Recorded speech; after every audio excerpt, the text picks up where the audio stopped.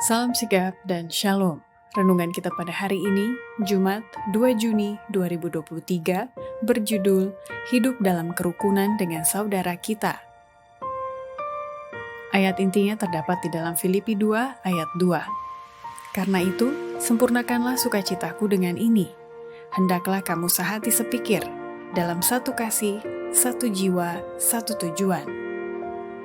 Pena Inspirasi menuliskan yang dimaksud dengan judul renungan kita pagi ini, Hidup dalam Kerukunan dengan Saudara Kita, adalah sebuah panggilan kehidupan yang praktis agar kita senantiasa menunjukkan sukacita sosial sebagai faktor yang menunjang kebahagiaan sejati dan sarana untuk memulihkan hubungan kita secara vertikal kepada Tuhan dan horizontal dengan sesama sebagai berikut.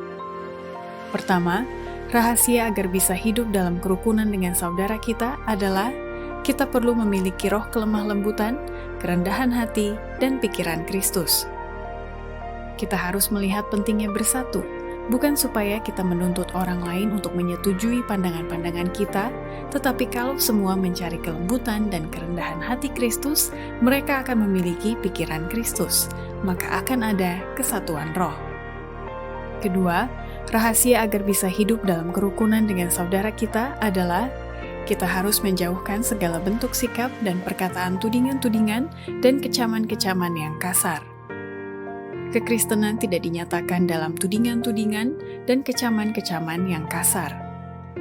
Ketiga, rahasia agar bisa hidup dalam kerukunan dengan saudara kita adalah kita harus tetap setia memelihara dan berjalan dalam roh persatuan. Saya minta mereka yang mengaku percaya pada kebenaran supaya berjalan dalam persatuan dengan saudara-saudara mereka. Jangan berusaha memberikan kesempatan kepada dunia ini untuk menuduh bahwa kita adalah kaum ekstrim, bahwa kita tidak bersatu, bahwa yang satu mengajarkan sesuatu hal, sementara yang lain mengajarkan hal yang lain lagi. Hindarilah perselisihan. Keempat, rahasia agar bisa hidup dalam kerukunan dengan saudara kita adalah kita harus menghindari penggunaan kata-kata yang kasar dan menusuk. Kita tidak boleh menggunakan kata-kata yang kasar dan menusuk.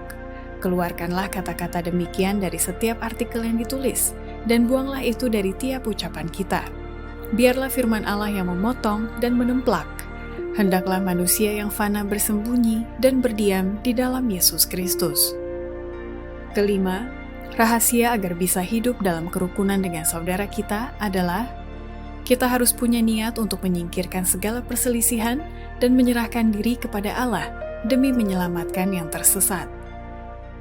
Biarlah orang-orang Kristen menyingkirkan segala perselisihan dan menyerahkan diri kepada Allah demi menyelamatkan yang tersesat.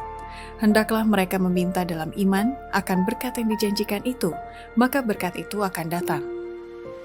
Demikianlah renungan kita pada hari ini, kiranya Tuhan memberkati kita semua.